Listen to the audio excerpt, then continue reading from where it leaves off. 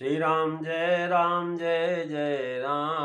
श्री राम जय जय राम, श्री राम जय जय राम, श्री राम जय जय राम।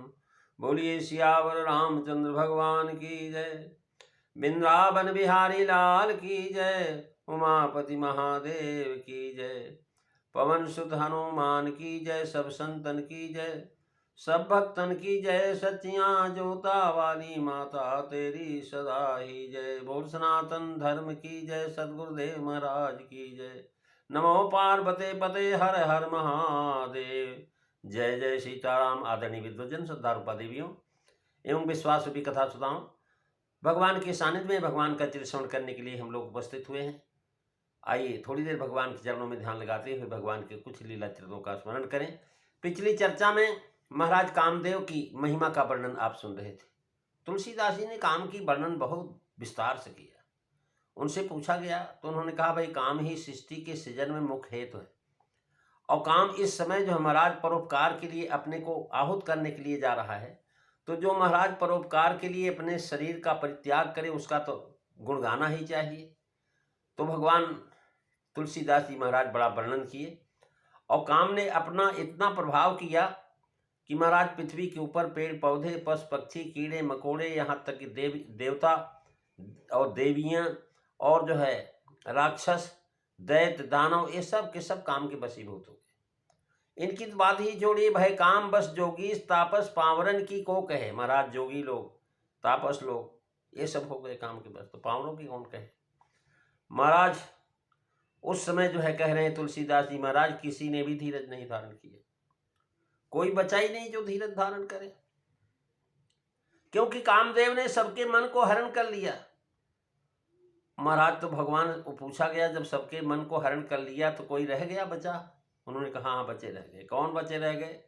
कहें जिन राखे रघुवीर, जिनको भगवान ने रक्षा किया वो बच गए, या जिन्होंने अपने हृदय में भगवान को रखे रहा और दूसरा कुछ उसके जीवन में नहीं आया, वो बचा रह गया, और कोई नहीं बचा। और ये काम का खेल ज़्यादा देर नहीं चलता प्रेमी सज्जनों, ये ज़्यादा से ज़्यादा दो दंड का मतलब 52 मिनट, 26 जो है मिनट का एक घड़ी होती है, और 2 दंड का मतलब बहुत, आप समझ लीजिए कि बहुत आधे घंटे का समय। और आधे घंटे के समय में महाराज सारा खेल कर जाता है काम। अब इतने में ही बड़े बड़े योगी ऋषि जो हमारा देवी देवता भी इसमें जो है पतन को चले जाते हैं।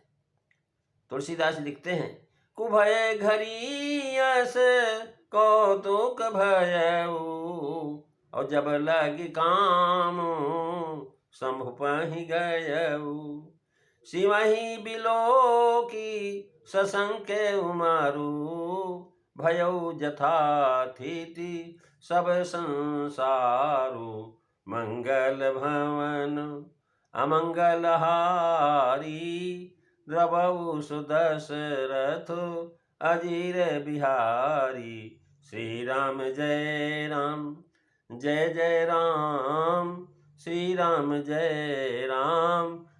जय राम। महाराज उभय घड़ी 2 दंड में कामदेव ने यह कौतुक सारे ब्रह्मांड में कर दिया, और 2 घड़ी तक यह कौतुक होता रहा महाराज, जब तक शिव जी के पास वो नहीं पहुंच गया। महाराज कह रहे हैं, अन्य बहुत लोगों के मतानुसार महाराज धरी निकाहो धीर, ऐसा कहा गया है। 2 दंड भर ब्रह्मांड भीतर उभय घड़ी यस कौतुक हो। बीच में कभी अपनी युक्ति कहने लगे कि जे राखे रघुवीर ते उबरे ते काल में।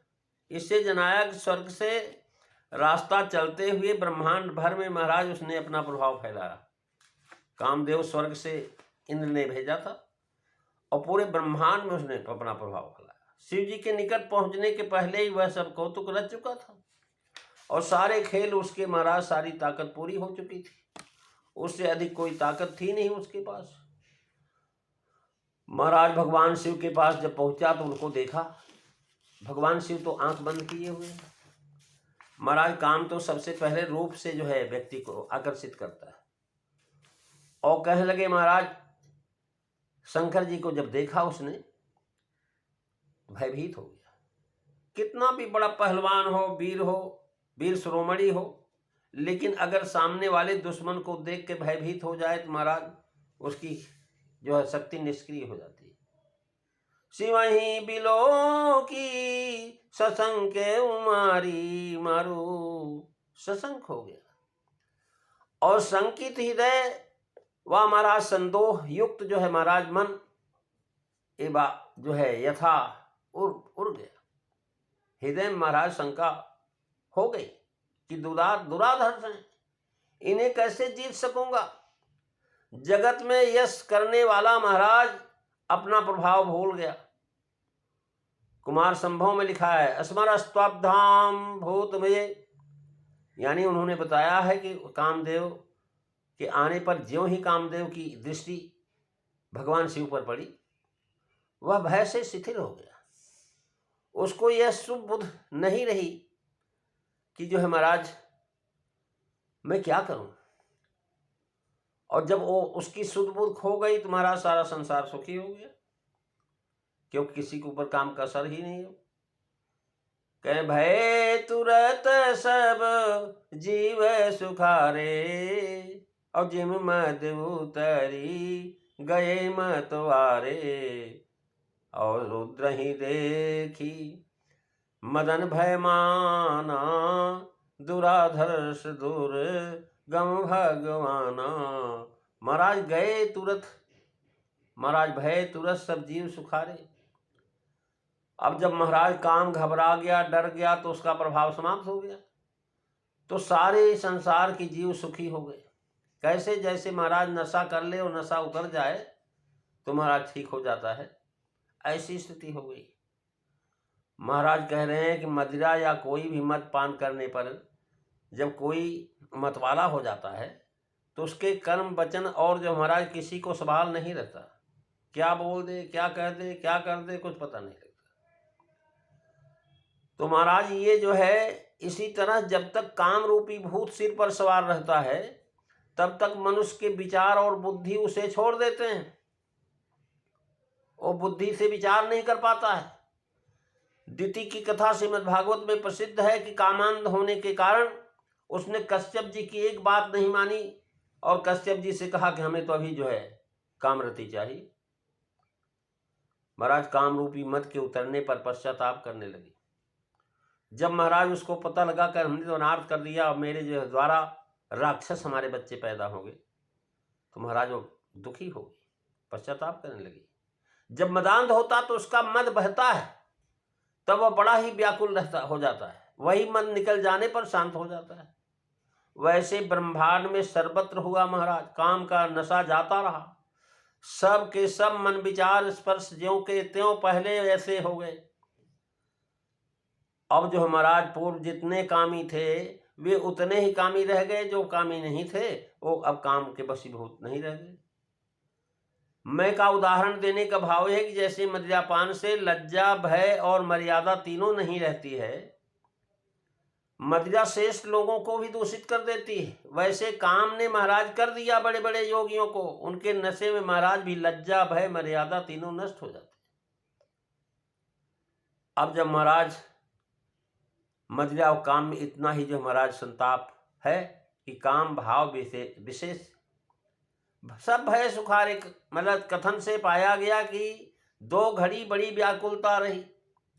जब तक भगवान शिव को नहीं देखा काम ने तब तक महाराज दुविधा रही, और जब भगवान शिव को देखा तो महाराज जहाँ काम तह राम नहीं, जहाँ राम तह काम। काम तो महाराज कामारी के पास पहुंच गया, कैसे रहेगा वहां पर। काम का भोग है तब दुखी कैसे हुए, यह शंका उठा करके कहा कि महाराज सब जीव काम के भार से दुखित हुए, 2 दंड में सबकी भोग की प्राप्ति नहीं हुई, मन बिगड़ता रहा, स्त्रियों की भी चाह थी लेकिन मिली नहीं स्त्रियां।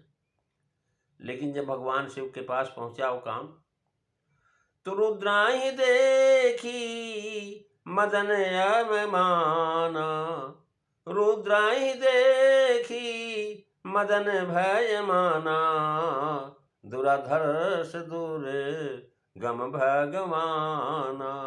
महाराज रुद्र प्रलय के देवता हैं और शिव जी को देख करके भय की प्राप्ति हुई। इसलिए रुद्र नाम दिया। रुद्र रौद्र रस से परिपूर्ण ही शब्द से भयंकर की भयानक मूर्ति का हृदय में आता है। रुद्र शब्द की भय का सूचित करने वाला है, इसका अर्थ है भयंकर, भयावन। कामदेव का मद नहीं रह गया महाराज, मद न नाम दिया यहां पर। कह जब लग करें कि रुद्र देख मदन, मद न, मद रह ही नहीं गया उसके पास, मदन नाम दिया। दुराधर्ष पर हैं अर्थात दबने योग्य नहीं है शिव जी, दुर्गम है अर्थात उनके समीप कोई जा नहीं सकता है। भगवान है अर्थात प्रलय करता है, पुनः भावे कि दुराधर्ष हैं, इसलिए उनके आगे जो है दबा नहीं सका, वो दुर्गम है, इनको जीत नहीं सकता। जिसका पराजय करना, दबाना, महाराज उपमर्दन करना या तिरस्कार करना, ये काम के लिए बहुत कठिन है। भाव है कि इनमें महाराज ज्ञान वैराग आदि खड़ेश्वर हमेशा बसे रहते हैं, वहां काम चलता ही नहीं। सिमय विलोक सक्रियो मारू, समाधान यह है कि यहाँ पुनरुक्ति नहीं है। ससंज्ञो मारू, उसी को अब यहाँ जो है प्रत्यात कर रहे हैं। अथवा पूर्व दूर से देखा था तो शंका हुई, अब निकट से जाकर के जब देखा तो महाराज तो उसकी हालत और पतली हो गई। रुद्र ही देखा, महाराज ज्यों का त्यों स्थित हो गया, वहीं पर खड़ा हो गया। ससंख्यो मारू, भय जथा थे सब संसारू। भय का कारण बताते हैं कि पूर्व संकेत होना कह करके बीच में संसार का पूर्ववत स्थित होना कहने लगे। अब फिर वहीं से महाराज संबंध मिलाते हैं, इसी से पुनः भय का सामना लिखा गया है। प्रेमी सज्जनों, इसकी अगली चर्चा आप अगले दिन सुनेंगे। आज हमने दोहा नंबर 65 की पहली, दूसरी, तीसरी और चौथी चौपाई को श्रवण किया है। कल अगली चौपाइयों पर विचार करेंगे। बोलिए सियावर रामचंद्र भगवान की जय, पार्वती परमेश्वर की जय। नमः पार्वती पते, हर हर महादेव। बोलिए सियावर रामचंद्र भगवान की जय। जय सीताराम। सभी को